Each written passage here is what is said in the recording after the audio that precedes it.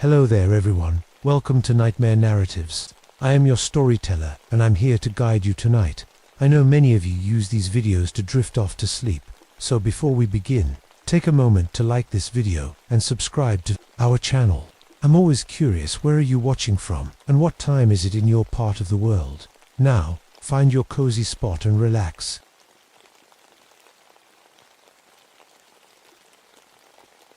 My name is Vincent Harlow. I've been a ranger in the Tongass National Forest for almost 5 years now. Tonight feels different, though strange. The October blood moon hangs in the sky like a giant red eye, watching over the ancient Sitka. Everything around me is bathed in its crimson light, making the familiar forest look alien and threatening. The trees, usually a comforting presence, now look like twisted figures reaching up with gnarled fingers. I pull my jacket tighter as a thick fog rolls in from the frigid waters. It moves between the trees, swallowing sounds and creating shifting shadows that play tricks on my eyes. I'm out here checking on the remote salmon spawning grounds routine, work that usually brings me peace. There's something about being alone in the wilderness that calms the storm inside me. At least, that's how it usually feels. But not tonight. I'm watching a pair of ravens perched on a nearby branch when something unnatural happens. Mid-core, they just stop. Their black forms freeze unnaturally in the branches, as if time itself has paused for everything but me. The silence that follows feels wrong, heavy. Then comes the cold. Not the usual Alaska chill I'm used to, but something that cuts straight to the bone. The temperature must drop 20 degrees in minutes. My breath turns to visible vapor in front of my face, hanging in the air longer than it should.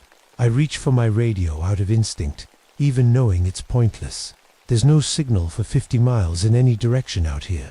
Still, the crackle of static is somehow comforting, a small reminder of humanity in this increasingly eerie night. Movement catches my eye, and I spot a lone wolf at the edge of the clearing.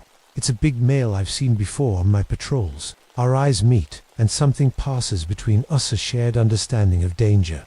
The wolf stares directly at me for a long moment, then turns and flees with a whimper. I've never seen a wolf run scared like that before. The mist thickens around my boots, but it's not moving right. It swirls counterclockwise against the wind, forming patterns that almost look like symbols. I blink hard, telling myself it's just my imagination. As I continue my patrol, I pass the old Tlingit totem poles that stand guard over this part of the forest. The carved faces seem to watch me in the moonlight, their wooden eyes following my movement. I've passed these totems 100 times, but tonight, they feel alive. With each step, the forest floor feels wrong under my boots. Too soft, too yielding, like I'm walking on something alive, rather than dirt and leaves. It gives slightly with each footfall, almost like flesh. Something is very wrong in my forest tonight, and I have a sinking feeling I'm about to find out what. I wasn't always a forest ranger. Before this, I was a Marine sniper in Korea. Cold nights here sometimes remind me of Chosin Reservoir, where I got this souvenir, a piece of shrapnel still lodged in my left shoulder that aches when the weather turns. After what I saw in the war, I couldn't go back to normal life. Too many friends died while I watched through my scope. Some died right in my arms. Their faces visit me in my dreams, asking why I lived when they didn't.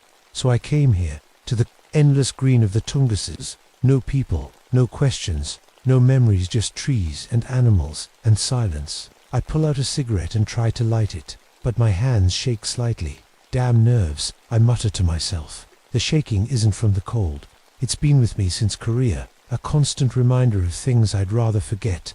My fingers brush against the worn photo I keep in my wallet, my old squad, all of them smiling, not knowing what was coming. The edges are soft from years of me taking it out, looking at it, putting it away again. Some kind of punishment I give myself, I guess. A wet nose nudges my hand, and I look down to see Rex, my husky, staring up at me with those ice-blue eyes. He's the only living thing I trust completely these days. What do you think, boy? Just a quick check and then back to the cabin, right? Rex wags his tail, and I scratch behind his ears. He's been with me since I started this job, trained to help with search and rescue. He's saved more lives than I have. My hand moves to the hunting knife on my belt, my father's knife. The only thing I have from him. The worn wooden handle fits my palm perfectly, shaped by years of both his hand and mine. The blade is old but sharp. I've never needed a better tool out here. I know every inch of this territory, every trail, every creek, every animal call. I can tell a brown bear's tracks from a black bear's without looking twice. I can predict weather changes by the way the eagles fly. This forest is my home now, more than any place with four walls has ever been. But knowing the forest has its price. I remember the time my stubbornness got my patrol ambushed in Korea. I was so sure of the path, so confident in my instincts, that I led 7 men into a trap. Only I walked out. That weight never leaves you. Tonight should be easy enough, a routine check of the salmon spawning grounds, making sure no poachers have been through. Just me, Rex, and the wilderness I know so well, or at least, that's what I thought. As Rex and I move deeper into the forest, that strange feeling grows stronger. The hairs on the back of my neck stand up. After years in combat zones, I've learned to trust that feeling. Tonight will test everything I know about survival, and maybe sanity, too. We reach the creek where the salmon come to spawn each year. Usually, this place is alive with splashing fish fighting their way upstream. But what I find stops me cold. The salmon are dead. Not just dead, but arranged in perfect circles on the bank, dozens of them placed with purpose. Every single fish is missing its eyes. What the hell? I whisper, crouching down to examine them. No animal I know hunts like this. Bears take what they want and leave the rest scattered. Eagles are precise but don't arrange their kills. This was done by something else. I realized then that the forest has gone completely quiet. No insects buzzing, no wind rustling through leaves, no distant sounds of waves hitting the shore. Just absolute silence, like the world is holding its breath. Rex whines softly beside me, pressing against my leg. His ears are flat against his head. "It's okay, boy," I say, but even I don't believe it. That's when I see the tracks. They lead from the water's edge to the tree sorter tracks, but impossibly large, human-sized. I've been a tracker all my life, and I've never seen anything like this. The smell hits me next, a putrid mix of rotting fish and something else, something like burning matches or rotten eggs. Sulfur. It hangs in the air so thick I can almost taste it. "Come on, Rex," I say, standing up. But Rex doesn't move. His hackles are raised, and a low growl builds in his throat. I've never seen him like this pure animal fear. "Rex, come," I order more firmly, and reluctantly he follows, staying close to my heels. We follow the shoreline and come across the remains of a kayak, smashed to pieces as if hit by tremendous force. Nearby, I find shredded clothing, a red and black checkered coat, torn apart by something with great strength. There's no blood, though, no sign of whoever was wearing these clothes. I pull out my compass to get my bearings, and what I see makes no sense. The needle spins wildly, pointing in all directions as if magnetic north is dancing around us. I tap the glass, but it continues its frantic movement. Then I hear it, a strange whistling sound echoing through the trees. It's almost musical, but wrong somehow, like a song played on out-of-tune instruments. The sound seems to come from everywhere at once, bouncing between the trees. The fog grows thicker by the minute, until I can barely see 5 feet ahead in any direction.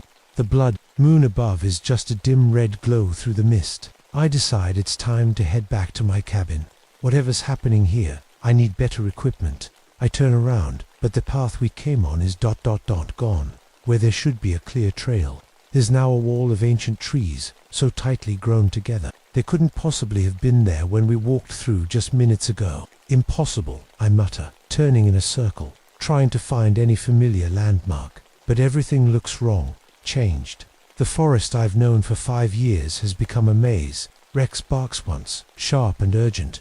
When I look at him, his eyes are fixed on something in the fog that I can't see.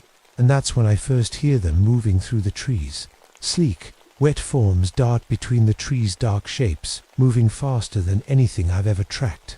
They are too large to be otters, too quick to be human. The glimpses I catch don't make sense to my brain.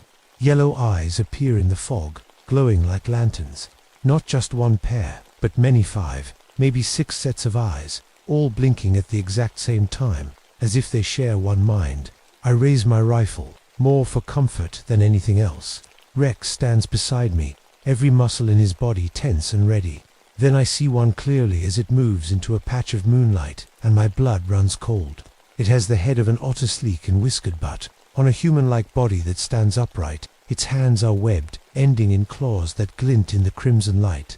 Water drips from its fur, though we're far from the creek now. Kushtaka, I whisper, remembering old stories told by Tlingit elders, shape-shifting ottomen who steal souls. I'd always thought they were just legends to scare children away from dangerous waters. Vincent's voice comes from behind me, familiar. Impossible. It's Martinez, my squad's radio operator, who died in my arms in Korea. Vince, help me. I'm hurt bad. I spin around, rifle raised, knowing it can't be real. There's nothing there but fog and shadows. Don't leave us again, Harlow. Another voice Diaz this time, who took a bullet meant for me. They're in my head somehow. These creatures reading my thoughts, my memories, my guilt. I fire a shot. At the nearest shape, the crack of the rifle deafening in the silence. The bullet passes through it like it's made of mist, and the creature doesn't even flinch. They begin to circle us, moving with predatory intelligence. They communicate with strange chittering sounds that hurt my ears. With each passing second, there seem to be more of them. One steps forward, and before my eyes, it changes. Its body shifts and morphs until I'm staring at Sergeant Kelly, my commanding officer, who I couldn't save. The resemblance is perfect, down to the scar above his left eyebrow. You left us to die, Harlow, it says in Kelly's voice. Now it's your turn. You're not real, I say, backing up until I feel a tree behind me. We're more real than you. Think, the thing wearing Kelly's face says. And we're hungry. Rex lunges forward suddenly, teeth bared, going straight for the throat of the nearest creature. There's a horrible sound, part animal scream, part human cry, and before I can even call him back, the creatures are on him. It happens so fast. One moment Rex is fighting. The next he's torn apart, his dying yelp echoing through the trees. My loyal friend, gone in seconds. No, I shout, firing wildly into the mass of shapes, but my bullets do nothing. Tears sting my eyes as rage and grief wash over me. The fog swirls around me, thickening until it forms solid-looking walls on all sides. I'm trapped in a small clearing, a supernatural maze with no exit. The creatures, from just beyond the fog walls, their yellow eyes never blinking. I back up against a tree, knife in one hand, useless rifle in the other. The thing wearing Kelly's face steps through the fog wall as if it isn't there. Your guilt tastes so good, Harlow, it says, reaching out a webbed hand. We've been waiting for someone like you for a very long time. As its cold fingers brush my cheek, visions flash through my mind, dark waters, endless drowning, cold that never ends. And I understand what they want. They want my soul. In that moment of terrible clarity, I understand. These creatures feed on guilt and regret. I've been carrying enough for an army of men. I slash at the thing wearing Kelly's face with my knife, but it jumps back, hissing. The blade passes through its arm but seems to cause it pain. It's the first sign these things can be hurt. You can't fight us all, Harlow, it says, its voice no longer exactly Kelly's. We are legion in these woods. My mind races. I remember stories the Tlingit elders told about these creature stories I'd dismissed as superstition. They spoke of totems that could ward off evil spirits. The ancient totem poles. I'd passed them earlier. If I could reach them, I break into a run, charging through the wall of fog. It parts like a curtain, and suddenly I'm in a different part of the forest. Behind me, the chittering grows louder as the Kushtaka give chase. I run blindly through trees I've known for years, but now seem foreign. The blood moon guides me, its red light occasionally breaking through the canopy. I'm running on instinct, on hope, on desperation. Then I see them, the old totem poles rising from the mist like silent guardians. Carved faces of eagles, wolves, and bears stare down at me. I stumble toward them, my breath coming in ragged gasps. The Kushtaka are all around me now, multiplying. Some take the shapes of my dead squad mates, others remain in their true forms, nightmares with hungry eyes. They hang back from the totems, though, as if afraid. I reach the central pole and press my back against it. My father's knife is still in my hand, and I notice something strange. The blade is glowing with a faint blue light, growing brighter the closer the creatures come. You don't belong here, I tell them, my voice stronger than I feel. This isn't your forest. The lead Kushtaka, still wearing pieces of Kelly's face, steps forward. We've always been here, waiting in the dark waters. Your kind are the intruders. It lunges at me, and I slash with the knife. The blade connects, and the creature screams a horrible sound like a dying seal. Where the knife cuts, its flesh sizzles and smokes. The others attack all at once. I fight like a cornered animal, slashing and stabbing at anything that comes near.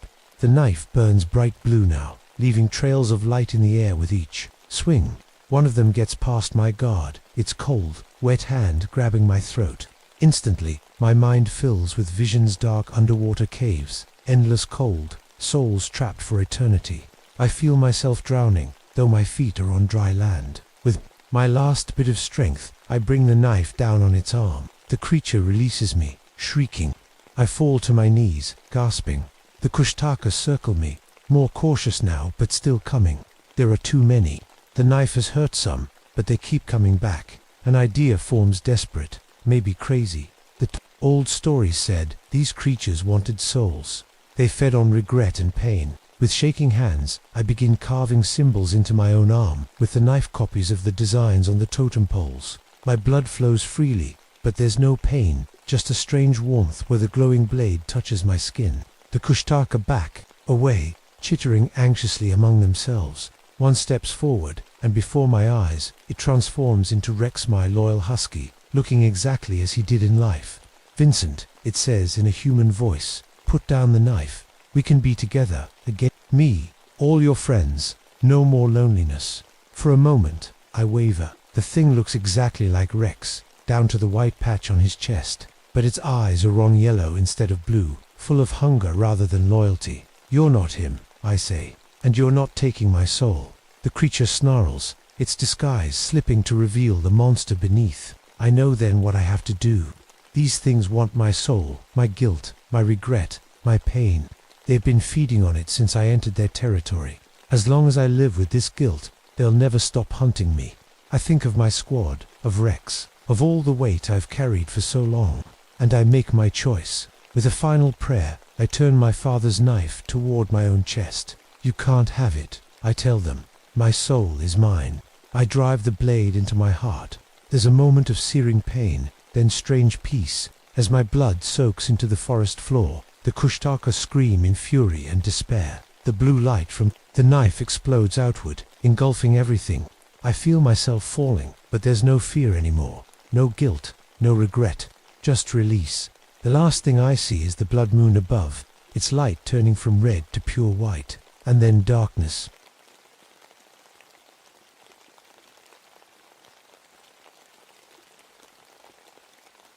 My name is David McKinnon. I've been a ranger here in Green Mountain National Forest for almost 3 years now. Before that, I was a firefighter in California, but I don't like to talk about those days much. This morning started like any other October day in Vermont. The maple leaves were bright red and gold, making the whole forest look like it was on fire. It was beautiful in a way that still takes my breath away, even after all this time. I was out on my regular patrol with Klaus, my German shepherd. He's the best partner I could ask for. Doesn't talk much, and always has my back. As we walked, the morning mist was still hanging in the valleys between the mountains. I took a deep breath, filling my lungs with the smell of pine trees and rich earth. These quiet moments are why I came here. All around us, chipmunks and squirrels were busy gathering acorns. They know winter is coming and they need to be ready. I've learned a lot from watching these little guys, always preparing, always working. Ahead, weather's changing. "Klaus," I said, noticing how the temperature had suddenly dropped. The forecast hadn't mentioned a cold front, but I could feel it in my bones and in my hands, where the scars always ache when ice is coming. I tried calling in to the ranger station on my radio, but all I got was static. Weird. These radios usually work fine, even in the deeper parts of the forest. That's when I noticed something strange. A huge flock of geese was flying overhead, but suddenly they all changed direction at once, like they were running from something. In all my years outdoors, I'd never seen birds do that. Then I heard it, a sound that wasn't quite right. It was almost like music, but wrong somehow, like someone was playing a violin with metal strings that were all out of tune. "You hear that, boy?" I asked Klaus, who had stopped walking and was looking around nervously. I passed by one of the old stone walls that farmers built here hundreds of years ago. They've stood through countless winters, but today they seemed different. I could have sworn I felt them vibrating, pulsing with some kind of energy I couldn't explain. As we continued down the trail, something else caught my attention. The sound of leaves crunching under my boots came a second after my foot touched the ground. Just a small delay, but enough to make me feel like I was losing my mind. Something's not right here, Klaus, I whispered. Not right at all. Little did I know, this was just the beginning of the strangest and most terrifying day of my life. I guess I should tell you a bit about myself. 3 years ago, I wasn't a forest ranger. I was a firefighter in California, leading my own crew. We were good at what we did, saving homes, forests, and lives. Until that day, it was a wildfire that got out of control fast. I made a choice to send my team into a valley. I thought the wind would blow the other way. I was wrong. So wrong I lost them all that day. My whole crew, my friends. Sometimes when I close my eyes, I can still hear their voices on the radio, calling for help. I can still feel the heat of the flames as I tried to reach them, burning my hands so badly the doctors said I might never use them properly again. I carry a photo of them in my wallet. Every night before bed, I look at their faces and say, sorry, it doesn't help, but I do it anyway. After the funerals, I couldn't stay in California. I couldn't face the families or the empty chairs at the station. So I ran away to Vermont, where the forests are green and wet, not dry and ready to burn, where I could be alone with my thoughts and my guilt. Well, not completely alone. I have Klaus. He understands me in a way no person could. When the nightmares come and I wake up yelling, he's there, his head on my chest, telling me in his own way that I'm not back in that fire. My grandfather was a firefighter too. He gave me his old fire axe before he died. I keep it with me always, hanging from my belt. It's more than just a tool. It's like having a piece of him with me, guiding me. In the 3 years I've been here, I've learned every trail, every old tree, and every hidden spring in my section of the forest. It's my job to know, but it's also how I find peace, by understanding this place completely. Sometimes hikers get in trouble, and that's when the old firefighter in me comes out. I've been told I take too many risks to save others, but I can't help it. Maybe if I save enough people, it will make up for those I couldn't save before. When I noticed the storm coming in, I wasn't worried. Just another day of clearing fallen trees and helping hikers who weren't prepared for bad weather. Simple problems with simple solutions. I had no idea that this storm would be different. No idea that all my knowledge of these forests, all my training as a firefighter, all the lessons my grandfather taught me, none of it would prepare me for what was coming. Come on, Klaus, I said, pulling my jacket tighter against the sudden cold. Let's check the eastern trails before this weather gets worse. Klaus whined a little, which wasn't like him. He's usually eager to go anywhere. That should have been my second warning. But I didn't listen. I just kept walking deeper into the forest, into the growing cold, into something I never could have imagined. Klaus and I had been walking for about an hour when I saw something that made me stop in my tracks. A group of pine trees ahead of us were twisted into spiral shapes, like giant corkscrews reaching for the sky. Their trunks curved in ways that trees just don't grow. What the hell? I whispered, reaching out to touch one. The wood felt warm and alive under my fingers. These weren't old trees that had grown this way over time. These were trees that had somehow been twisted recently. That's when I noticed the silence. The forest is never truly quiet. There's always the sound of birds, insects, leaves rustling, or branches creaking. But now, there was nothing except a low humming sound that seemed to come from everywhere and nowhere at once. Klaus, stay close, I said, my voice sounding too loud in the silence. We came to a clearing with huge boulders, the kind that have been sitting in these mountains since the Ice Age. But something was wrong. Deep marks ran across them, like giant claws had scratched through the solid rock as easily as a knife through butter. My heart started beating faster. No animal I knew could mark granite like that. Then the sound came. It was like metal screaming as it's torn apart, mixed with the cries of wounded animals. It hit my ears so hard I had to cover them with my hands. Klaus started barking frantically at empty air, spinning in circles. To my horror, I saw blood trickling from his ears, like the sound was physically hurting him. Klaus, come here, boy, I called, dropping to my knees to check him. As I held him close, trying to calm him, I spotted a backpack fused halfway into a tree trunk nearby, not caught on branches or thrown against it, actually merged with the wood, like they had melted together. I pulled out my watch to check the time, thinking I should report all this back at the station. The hands were spinning backward, faster and faster, until they were just a blur. That's when the first boom hit. It was like a jet breaking the sound barrier, but there was no plane in sight. The ground shook so hard I fell over, and Klaus yelped in fear. Before I could get back on my feet, fog rolled in, not the gentle morning mist from earlier, but a wall of white so thick I couldn't see my hand in front of my face. It came in seconds, surrounding us completely. The fog muffled everything except that strange humming, which seemed to be getting louder. I grabbed Klaus's collar, afraid we'd get separated. "Stay with me, boy," I said, trying to keep my voice steady. Just as suddenly as it came, the fog lifted, but the forest around us wasn't the same. The trail we'd been following now led in a different direction. A large rock formation that should have been to our right was now behind us. It was like someone had picked up pieces of the forest and rearranged them while we couldn't see. "We need to get back to the station," I said to Klaus, trying to hide the fear in my voice.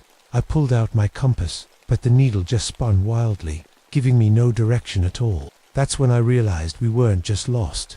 Something was happening to the forest itself, something impossible, and whatever it was, I had a terrible feeling it was just getting started. I was trying to find a path back to the ranger station when I saw it for the first time. About 50 feet ahead of us, something moved between the trees. At first it looked like heat rising from hot pavement, that wavy, blurry effect. But then it took shape, only to fade away again, like it couldn't decide if it wanted to be seen or not. When it did appear, I couldn't make sense of what I was looking at. It seemed part bear in size, but with features that reminded me of a huge bird. Then it would shift again into something I don't have words for, all angles and shapes that my brain couldn't understand. "Stay back, Klaus," I whispered, pulling him behind me. My hand went to my grandfather's axe, though I'm not sure what good it would do. Then it made a sound. Not with my ears, I felt it in my bones, in my teeth, in my chest. It vibrated through me like I was a tuning fork. And the worst part, the sound was familiar. It was the voices of my crew, my lost firefighters, all calling for help at once. "This isn't real," I said out loud, but my voice shook. "They're not here." The thing moved closer, flickering in and out like a bad TV signal. When I could see it clearly, it was terrifying. When it disappeared, it was worse, because I knew it was still there, watching. I swung my axe at it, more from fear than any plan. The blade passed right through the space where it seemed to be, hitting nothing but air. But a second later, a branch near my head snapped, as if something had struck it. The creature made that sound again, and this time the force of it split a nearby tree right down the middle. The two halves fell away from each other, smoking as if they'd been burned. It was like the thing was made of sound itself, or used sound as a weapon. And every time it made noise, it seemed to get bigger, stronger. I backed away, pulling Klaus with me, but suddenly felt like I'd hit a wall. Only there was no wall, just air that burned my skin when I touched it. We were trapped in some kind of invisible cage, with the creature slowly closing in. All around us, the forest was changing. Trees began growing upside down, their roots reaching for the sky. A small stream nearby started flowing uphill, the water moving against gravity as if it had forgotten the rules. "This isn't possible," I said, but I knew that didn't matter anymore. Possible or not, it was happening. The creature flickered closer. Through its shifting form, I could almost see my friends, my lost crew, their faces pleading with me. "You're not them," I said, my voice stronger now. "You're using them against me." The sound cage around us got smaller, pushing us toward the center, toward the creature. Klaus growled, his fur standing on end, but even he seemed to know this wasn't something we could fight. I looked around desperately for any way out. That's when I spotted something in the distance, the dark opening of an old mineshaft in the side of the mountain. I'd passed it many times on patrols, but never went inside. The Forest Service had marked it unsafe decades ago. Now it looked like our only chance. "Come on, Klaus," I shouted, and ran for the one small gap in the sound cage, where it seemed weaker. The air burned my arm as I pushed through, but we made it then. We were running, the creature's terrible sound voice howling behind us. We ran toward the mine, toward darkness, toward what I hoped would be safety. But with each step, I couldn't shake the feeling that I was running exactly where this thing wanted me to go. As we ran toward the mine, I realized something about the creature. When it disappeared, it wasn't turning invisible. It was going somewhere else. somewhere not quite in our world, before coming back, like it could step between here and somewhere else.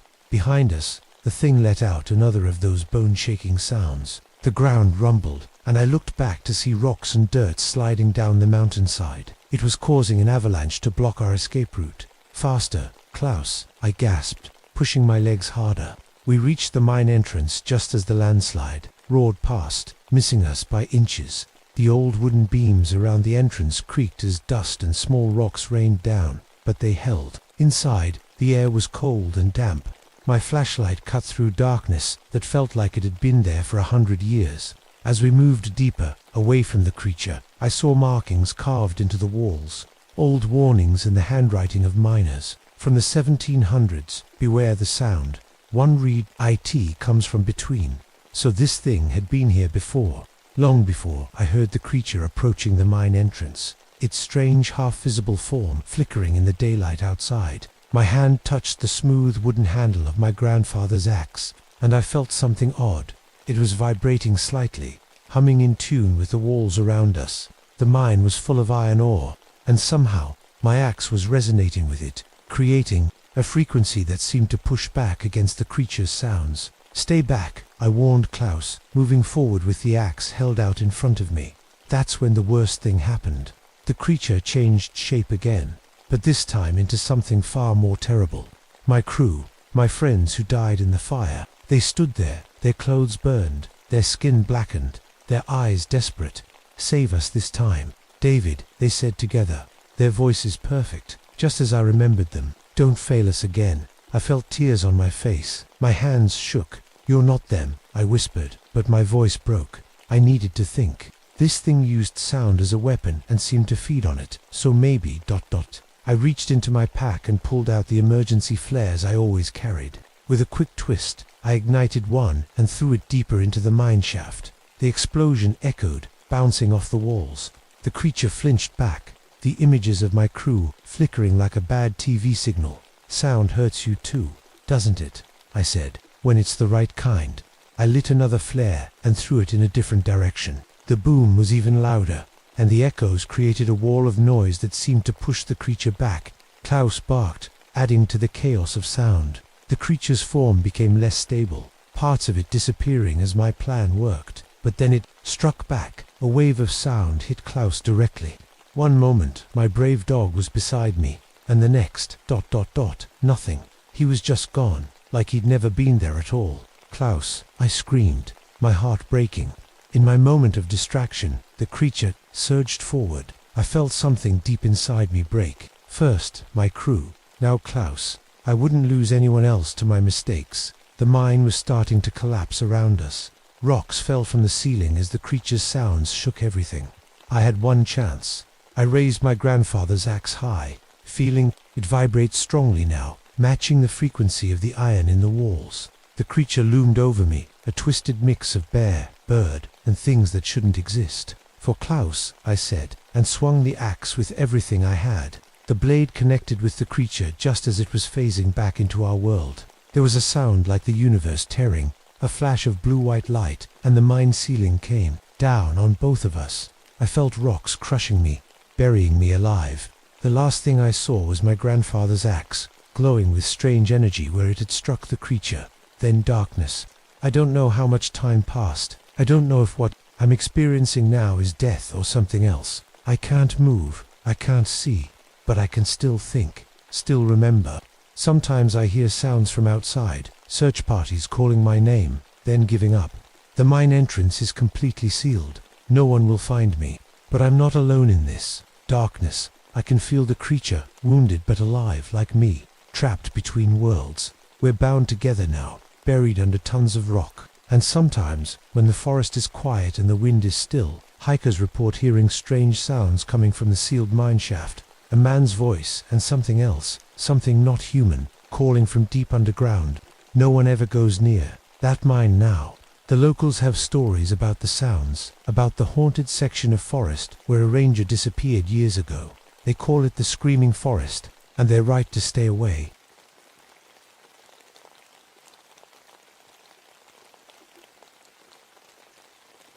My name is Samuel Turner.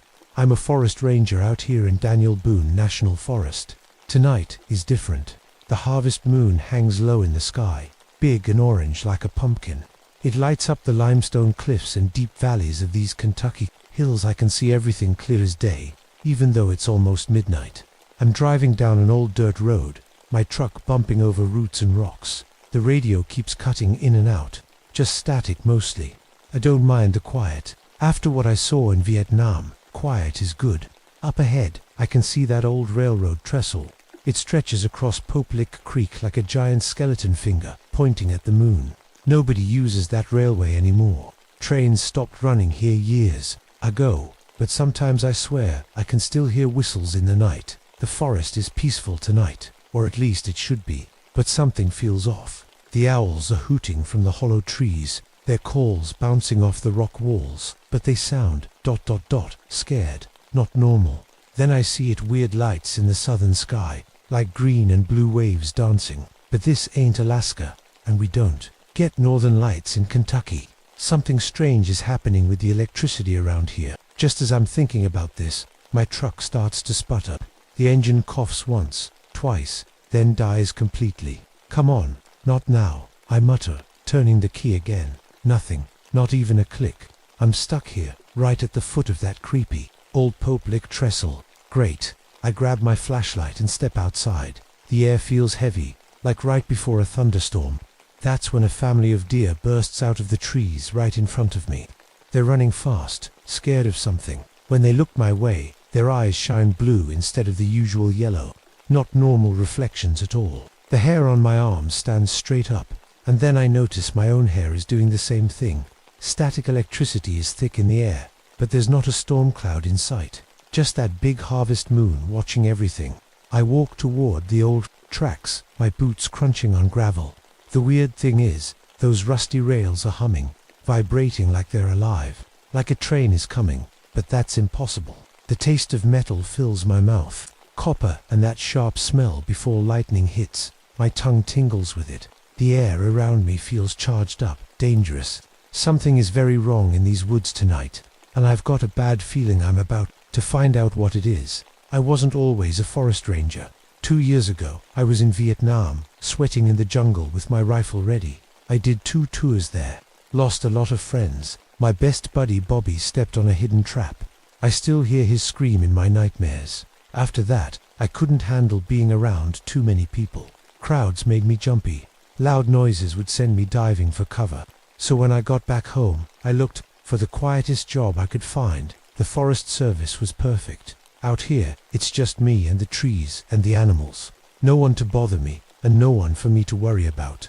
My left leg aches as I walk along the tracks. Got some metal bits, stuck in there from an explosion. The old-timers say that's how they can tell when a storm is coming. Their war wounds start to hurt. Mine is telling me something's brewing tonight. I reach into my pocket and touch Bobby's dog tags. I always keep them with me. Sometimes I talk to him when I'm alone in the woods. Sounds crazy, but it helps. What do you think, Bobby? What's going on tonight? I whisper. Only the wind answers, rustling through the autumn leaves. Usually, I have Rex with me on patrols. He's a good coonhound, smart as they come, but he's back at the ranger station tonight with a sore paw. I miss his company right about now. The old railroad lantern swings from my belt as I walk. It was my dad's. He worked the railways before they shut down this line. Said this lantern never failed him, even in the worst storms. I hope that's still true. I know these hills better than anyone. Every creek, every cave, every hidden spot, where locals used to make moonshine. This forest is my home now. I protect it, and in a way, it protects me too. That's why I patrol the dangerous areas that other rangers avoid. Someone has to make sure hikers don't wander onto that old trestle. It's rotting and unsafe, but teenagers still dare each other to cross it. They've heard the stories about the Pope Lick monster, and they want to see for themselves. Stupid games that could get them killed. I look up at the sky again. Those strange lights are still there, but I tell myself it's just some weird weather pattern, nothing supernatural. It'll pass like all the other strange things I've seen out here. But deep down, I know tonight is different. The air feels wrong. The forest sounds wrong. And that humming from the tracks is getting louder. I take a deep breath and keep walking. Whatever's out here, I need to face it. That's my job.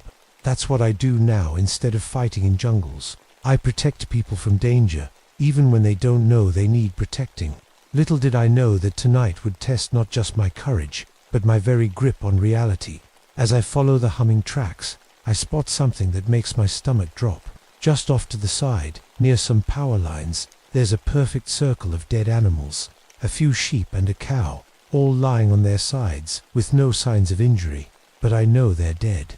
And the weird thing is, the grass around them is burned in. A perfect circle, like someone drew it with a compass. I kneel down to look closer. Their fur stands on end, just like mine. They were electrocuted. But how? There's no storm, and the power lines above look intact. That's when I notice how quiet it's gotten. No crickets chirping, no frogs croaking. From the creek, nothing but that electric buzzing that seems to be coming from everywhere and nowhere. The silence in these woods is unnatural. It's the kind of quiet I remember from Vietnam, right before an ambush. The kind that means something is very wrong. I shine my flashlight along the ground, and that's when I see them. Huge hoof prints burned into solid rock. Not pressed in, but burned, like something so hot it melted the stone. They lead straight toward the trestle. The air around me suddenly smells like rotten eggs and burnt meat. It's so strong it makes my eyes water. I've smelled burning bodies before, in the war. This is similar, but somehow worse. I wish Rex was with me now. He'd bark at whatever's out there, give me some warning. But then, I think maybe it's good he's not here. The way those animals died, all in a circle. I head back toward my truck, hoping the engine might start now. But as I near Pope Lick Creek, I hear a sound that stops me cold. A long, mournful howl. It's Rex. Somehow, he's here, on the other side of the creek. Rex, I call out. Here, boy. I see his shape in the moonlight, standing at the creek's edge. But he won't come. His back is arched, his fur standing up like porcupine quills. He howls again, a sound of pure terror, then turns and runs back into the woods. Rex has never been afraid of anything. Until tonight. I forge ahead anyway, crossing the creek on slippery stones. The water seems to glow faintly blue where I disturb it. Just beyond the creek, I find something impossible. It's a train car, lying on its side, half buried in the earth. It's old, maybe from the 1930s, but the metal is still hot to the touch, and wisps of smoke rise from it like it derailed just minutes ago. The windows are all broken, and inside, the seats are empty but somehow look used. Like the passengers just got up and left. I take out my compass, thinking I should mark this spot on my map. But when I look down, the needle is spinning wildly, around and around, never settling on north. Then, it points directly at the trestle, as if pulled by a powerful magnet. From somewhere in the distance comes the long, sad wail of a train whistle. It echoes through the valley, impossibly loud. But there are no trains running on these tracks. There haven't been for decades. The sound sends chills down my spine. It feels like a warning, or maybe a call. I don't know which is worse. Ball lightning begins to form along the rails, little spheres of blue electricity dancing up and down the rusty metal, lighting up the forest in strange flashes. I've heard stories about ball lightning but never seen it before. It shouldn't be happening without a storm. As I turn to head back to safer ground, I notice something else strange.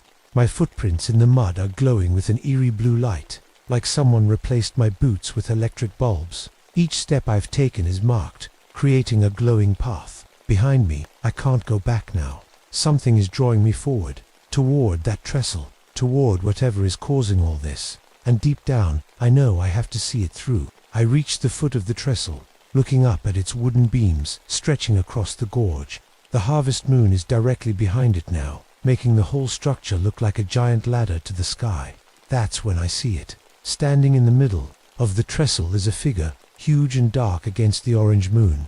At first, I think it's just a man, but as lightning flashes behind it, I can tell it's something else entirely. The top half looks human, a man's chest and arms, but below that are the legs of a goat, bent backward at the knees and ending in split hooves. Those must be what made the burned prints I saw. And from its head curve to massive horns, crackling with electricity like they're plugged into a power line. Its eyes are the worst part. They're not eyes at all, but twin bolts of lightning, blazing so bright I have to look away. When I blink, I can still see their shape burned into my vision, like when you stare at the sun too long. I freeze, unable to move or think clearly. I've heard the stories about the Poplik monster my whole life. Every kid in Kentucky has. But they're just campfire tales, not real. They can't be real. Then it speaks. Sam, help me, double quotes. My blood turns to ice. It's Bobby's voice, my friend who died in Vietnam. The voice is coming, through a wall of static, like a radio that can't find its station. But it's definitely him. Bobby, I whisper, knowing it can't be him, but unable to help myself. The creature raises its arms, and suddenly, all the metal objects around me rise into the air. My knife, my belt buckle, even the change in my pockets. They hover there, spinning slowly like they're caught in some invisible whirlpool. I reached for my rifle, but when I pull the trigger, there's just a click and a shower of sparks. The electrical energy in the air has shorted it out completely. The monster stomps one hoof on the trestle, and the whole structure hums like a giant tuning fork.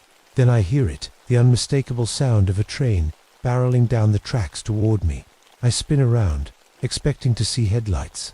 Instead, there's a ghostly train, transparent but somehow still solid, rushing toward the trestle. I dive out of the way just as it passes, feeling a blast of cold air wash over me. The phantom train races onto the trestle, passes right through the creature, and vanishes into the night.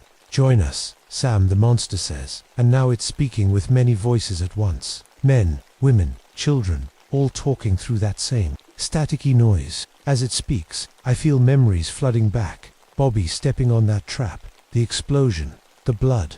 The monster seems to grow brighter, feeding off my fear and pain. The electrical energy around it intensifies. I try to back away, but find I can't. Bars of blue light have formed around me, like a cage made of electricity. They hurt when I touch them, sending shocks up my arm. I look down the tracks, thinking I might run that way, but what I see makes no sense. The railway stretches out, forever in both directions, much farther than it should. It's like the monster has bent reality itself, trapping me here with it. I clutch Bobby's dog tags, trying to think clearly despite the terror washing over me. You're not Bobby, I say, finding my voice at last. What are you? The creature tilts its head, horns sizzling against the night sky. We are those who never left, it says in that chorus of voices. We are the forgotten, and soon you will be one of us. I don't understand what it means, but I know one thing for certain. I need to find a way out of here, or I'll never see morning. As I stand trapped in that cage of light, I notice something. The creature never steps off the railway tracks. It paces back and forth on the trestle, but always stays on the metal rails. You're bound to the railway, I say, thinking out loud. You can't leave it. The monster's lightning eyes flare brighter with anger. I've hit a nerve. I remember stories. My dad told me about this trestle. There was a horrible accident here in 1934. A passenger train derailed, killing dozens of people. Their bodies were found scattered all over the gorge below. That's when it clicks. This thing feeds on death, on the pain and fear of those train victims. It's keeping their spirits trapped here somehow. I have to get onto that trestle. If I can somehow break its connection to the railway, maybe I can free those souls. Maybe I can end this. The electrical cage around me flickers as another phantom train passes through. In that moment of weakness, I make my move, diving through a gap in the energy bars. I sprint toward the trestle and start climbing. The old wood creaks under my weight. Below me is nothing but darkness and jagged rocks. One misstep means certain death. The monster sees what I'm doing and raises its arms. Lightning bolts shoot from its horns, striking the wood near my feet. I dodge, nearly losing my balance. You cannot stop what has already happened. It growls in that chorus of voices. Another phantom train appears, heading straight for me, this time, but this one is different. It's the accident train. I can see terrified faces pressed against the windows, people who died almost 40 years ago. I flatten myself against the railing as it rushes past, the wind from it nearly knocking me off the trestle. That's when I notice my father's lantern, still hanging from my belt. It's starting to glow with a warm yellow light, not the cold blue of the creature's electricity. The monster recoils from it, just slightly. The light, I whisper. You don't like real light, do you? Only your electrical mockery of it. I hold the lantern up higher, and its glow grows stronger. The creature backs away, moving further down. The tracks. You were created by that crash. I call out to it. All that death and fear made something new. Something that doesn't belong here. The monster roars, and suddenly the air is filled with ghostly figures, men, women, and children in old-fashioned clothes. The victims of the crash. Join us. Samuel, they call in hollow voices. Be part of our family. We're so lonely here. I recognize the trick for what it is. The creature is trying to use my own loneliness against me. I reach down and grab one of the metal spikes holding the rails to the wooden ties. It comes loose easier than I expected. I hold it in my hand, feeling its weight. In the army, they taught us about grounding electrical currents, I say, moving closer to the monster. If you want to stop electricity, you need to give it somewhere to go. I drive the spike into the rail at the creature's feet, then jump back. There's a massive surge of energy as the spike conducts the monster's electrical power down into the earth. The creature shrieks, a sound like metal tearing. Suddenly, I hear barking. Rex has come back, running onto the trestle despite his fear. Rex, no, I shout, but it's too late. My brave dog leaps at the monster, teeth bared. When he touches it, there's a blinding flash and a yelp of pain. Rex falls to the wooden planks, his body smoking slightly. He doesn't move again. Grief and rage fill me. You've taken enough, I scream, driving another spike into the rail, and another. The trestle begins to shake. The monster's connection to the railway is breaking, and with it, the structure itself. Metal beams groan and wooden ties snap. The whole thing is coming down. I make a desperate dash for solid ground, but I'm too late. With a final tremendous crack, the trestle collapses. The monster, the tracks, and me, we all fall together into the darkness of the gorge. I feel a searing pain as electrical energy discharges all around me. Then I hit something hard, and everything goes black.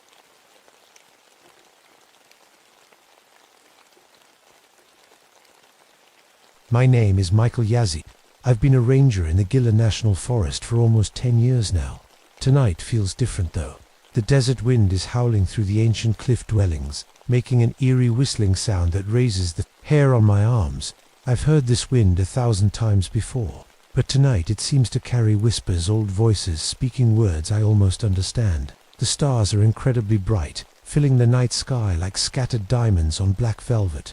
No city lights out here to dim their glow. Between the tall saguaro cacti that stand like silent watchers with their arms raised to the sky, I feel small and exposed. Something about this place always makes me feel connected to something older than myself. My Navajo grandfather would say the ancestors are close tonight. I'm not sure what I believe anymore, but I can't deny the prickle at the back of my neck. In the distance, coyotes are singing their wild songs. Their yips and howls bounce between the mesas, making it impossible to tell how many there are or how far away. They could be miles off or just behind that next ridge. I look up and see the moon rising, and my breath catches in my throat. It's blood red tonight, glowing like a hot coal behind thin storm clouds. Everything around me is bathed in crimson light, making the desert look like another planet, or maybe a warning. That's when my Jeep decides to die. The engine sputters and cuts out completely, leaving me stranded in the most remote section of my patrol area. Perfect timing. I'm trying to figure out what's wrong with the engine when a great horned owl lands on a nearby rock. It's massive, its eyes reflecting the red moonlight like two burning coals. It stares right at me, not blinking, not moving. Then suddenly, it lets out a terrible scream and flies away. I've never heard an owl make a sound like that before. The wind dies down, but small dust devils start spinning across the sand. There's no breeze to cause them, but they twist and dance, making patterns that almost look like symbols or letters in a language I can't read. I walk over to the cliff face to get my bearings and notice the ancient petroglyphs carved there by people long gone. Spirals, stick figures, animals. But in the corner of my eye, they seem to shift and move when I'm not looking directly at them. I shake my head. Just tricks of the light. Then the cold hits. In minutes, the temperature drops at least 30 degrees. My breath comes out in visible puffs, and I zip up my jacket. This isn't normal, even for desert nights. Something is very wrong here. I try my radio, but all I get is static. I'm completely alone out here under the Skinwalker's moon. Growing up half Navajo wasn't easy. My mom wanted me to fit in with the modern world, while my grandfather pulled me toward our traditions. He was a medicine man, respected by everyone on the reservation. Mikey, he'd tell me, there are ancient evils in this world that no white man's science can explain. Back then, I'd roll my eyes when he wasn't looking.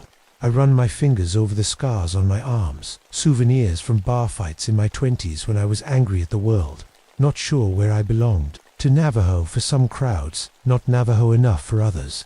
Those were rough years. I reach into my pocket and touch the small medicine bundle my grandmother made for me before she passed. It's wrapped in soft buckskin and tied with sinew. I never open it, but I always carry it, just in case. Guess some part of me never fully let go of those teachings. Isabella should be around here somewhere, I muttered to myself. She's my partner, not romantic, just work. A wildlife biologist studying desert ecosystems, smart, tough, and completely practical. She'd laugh if I told her how this place is making me feel tonight. The silver and turquoise bracelet on my wrist catches the red moonlight. My ex-wife gave it to me on our first anniversary. The marriage only lasted 3 more years, but I keep wearing it. Another reminder of not quite fitting anywhere. I take a deep breath and try to think clearly. I know this land better than anyone. Every hidden spring, every sacred site, every dangerous passage where flash floods can sweep through without warning. This is my territory. I shouldn't be scared, but I am. Grandpa used to tell me my curiosity would get me into trouble. One day, as a kid, I was always sneaking into places I shouldn't, asking questions about things that were supposed to stay buried in the past. It's just a mechanical problem, I tell myself firmly, looking back at my dead Jeep. Nothing supernatural. Here, the logical part of my brain, the part that went to college and learned to talk like the white guys, says it's probably just a dead battery or a fuel line issue. But deep down, in places I don't like to acknowledge, I know better. Tonight, I'm going to face something I've been running from my whole life. The spiritual side of my heritage, the part I've tried to deny with science and reason and modern thinking. I have a sinking feeling in my gut that before this night is over, I'll have to become the man my grandfather always wanted me to be. I decide to look for Isabella while I wait for my radio to start working again. That's when I notice something strange on the ground about 50 feet from my Jeep. Large bones are arranged in a circle around what looks like an old fire pit. But these aren't just any bones, they're massive, like nothing I've ever seen before. Bird bones, but bigger than an eagle's or even a condor's. Someone, or something, placed them in a pattern that makes my skin crawl. I stand perfectly still, listening, and that's when I realize what's wrong. Silence. Complete silence. No insects buzzing. No wind rustling the scrub brush. Not even the distant coyotes are singing anymore. It's like someone turned off all the sounds of the desert at once. Isabella, I call out, my voice sounding too loud in the quiet. No answer. I walk closer to the cliff wall and notice something that makes my heart skip. Huge claw marks are gouged into the solid sandstone, at least 40 feet above the ground. They look fresh, the rock dust still settling beneath them. Whatever made those marks would have to be enormous. A smell hits me then, the rotten stench of dead animals mixed with something older and worse. It's so strong I have to cover my nose with my bandana. I hear a crackling noise and follow it to find Isabella's research equipment set up behind a large boulder. Her radio is on, but instead of picking up normal frequencies, it's emitting strange sounds, almost like singing, but not human singing. More like birds, but with a pattern to it. Isabella, I call again, worried now. That's when I spot the rock art. It's not like the usual petroglyphs I know so well. These show giant birds, bigger than any living species, carrying off human figures in their talons. The people in the drawings have their arms outstretched, their mouths open in what can only be screams. My hand goes to my pocket, touching my grandfather's old compass. I take it out, and instead of pointing north, the needle swings wildly before settling in the direction of a narrow canyon to the east. I remember my grandfather mentioning that canyon once. He called it forbidden ground. From somewhere high above, I hear a cry that makes my blood freeze. It's like an eagle's scream, but deeper, more mournful, and impossibly loud. No bird that exists today could make that sound. I spin around, looking for the source, when I notice the shadows on the ground. They're moving wrong. The shadow of a cactus seems to be reaching toward me, even though the cactus itself isn't moving at all. A chill runs down my spine, and I turn back to where I left my Jeep, thinking I should try the radio again. but my jeep is gone, completely vanished, like it was never there. That's when I hear Isabella scream. I run toward Isabella's scream, my boots kicking up dust as I sprint across the desert floor. The blood-red moon is directly overhead now, casting everything in that unnatural crimson light. That's when I see it. Something massive descends from the storm clouds, blocking out the moon as it comes down. At first, I think it's just a cloud, but then I make out the shape of wings, enormous wings stretching wider than any living bird. It has features that remind me of a condor and an eagle, but also something older, something that shouldn't exist anymore.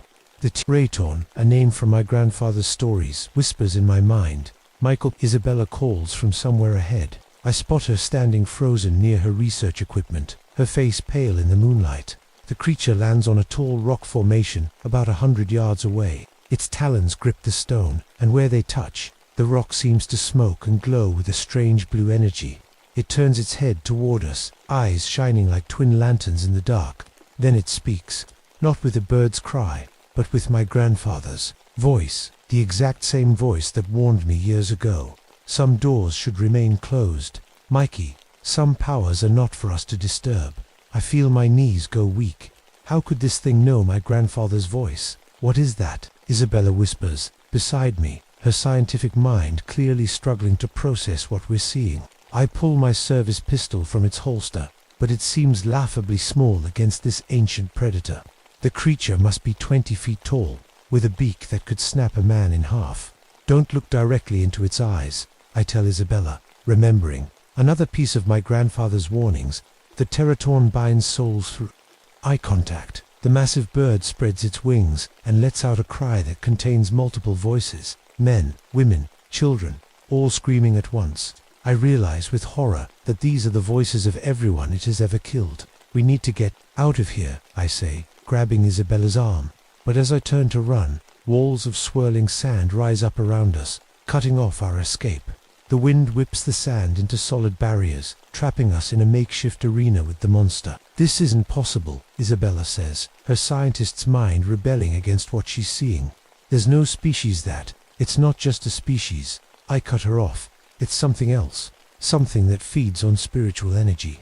That's why it's here. This whole area is sacred ground. The Teraton beats its massive wings, creating a wind that nearly knocks us over. It fixes its gaze on Isabella, and I see her body go rigid. Don't look, I yell, but it's too late. Her eyes are locked with the creature's, and she starts walking toward it, as if in a trance. Isabella, stop. I grab her arm, but she shoves me away with surprising strength. The Teraton waits, its massive beak opening slightly, revealing rows of teeth no bird should have, and Isabella keeps walking toward certain death. Isabella, wake up, I shout, but she keeps walking toward the Teraton like she's in a dream. Her eyes are empty, fixed on the creature's hypnotic gaze. I need to do something fast.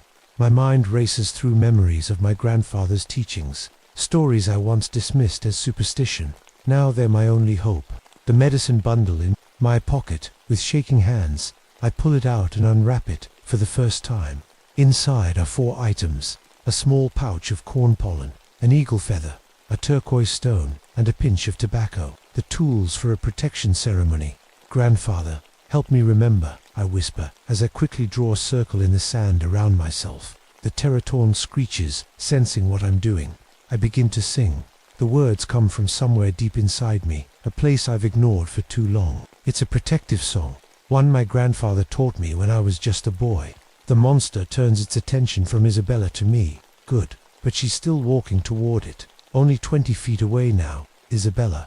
I scream one more time, but it's too late. The Teraton strikes with lightning speed. Its massive talons wrap around Isabella, lifting her into the air. Her scream cuts through the night as the creature's claws, glowing with that strange blue energy, pierce her body. I force myself to keep singing, even as tears stream down my face. The bundle in my hands begins to glow with a soft golden light. The tobacco and corn pollen mix in my palm, and I blow them toward the creature while continuing the sacred songs. The monster shrieks in pain when the mixture touches its feathers. It drops Isabella's body to the ground. I can't look. I can't stop to help her. I have to finish this. The Teraton changes tactics. Its form shifts and blurs, and suddenly it's not a giant bird anymore. It's Isabella, standing whole and unharmed, reaching out to me. "Michael, help me," it says in her voice. "I'm hurt but alive, please." My heart nearly stops, but I notice its eyes are still the same, ancient, hungry eyes in Isabella's face. "You're not her," I say, reaching into my boot for my grandfather's obsidian knife. The blade is small but sharp, polished black stone that gleams in the moonlight. The false Isabella snarls, its face contorting into something inhuman. I quickly use the knife to cut my palm, letting blood drip onto the sand. With my bleeding hand, I draw symbols my grandfather taught me, symbols of banishment and binding. "You have no power here," I shout, completing the sand painting with my blood. "This is Dineland. You are not welcome." The creature howls with rage and changes back to its true form. The Teratorn charges at me, but it can't cross the symbols I've drawn. It slams into an invisible wall, shrieking with frustration. I know what I have to do now. The final part of the ritual requires a sacrifice. With the obsidian knife, I cut deeper into my palm, letting my blood flow freely onto the sacred ground. "Take my offering," I say to the ancestors, "and banish this evil from our lands." The world around me begins to spin as more blood leaves my body. The Teratorn beats its wings furiously, trying to break through the barrier. My strength is fading fast, too much blood loss. But I can see the ritual is working. The creature's form is becoming transparent, like smoke in the wind, with one final, terrible cry that shakes the very earth. The Teratorn dissolves into the air, pulled apart by forces I can barely comprehend. I collapse onto the sand, my vision darkening at the edges. In the distance, I see the first rays of dawn breaking over the mesa. I try to crawl toward Isabella's body, but I can't move anymore. My grandfather's voice seems to whisper in my ear. "You've done well, Mikey. You've remembered who you are." As consciousness slips away, I realize I finally understand what he meant all those years ago. I am Dine on Navajo, a protector of this sacred land. I just wish I had embraced that truth sooner. The last thing I see is the blood-red moon fading as sunlight touches the desert. Days later, they found our bodies. The official report said animal attack, mountain lion maybe. They closed this section of the park, put up warning signs, but the elders know better. This place is forbidden now, and on certain nights, when the moon glows red, they say you can still hear the Teratorn's cry, searching for souls to claim, but it will never find mine. I am with my ancestors now, watching over the land I finally learned to protect.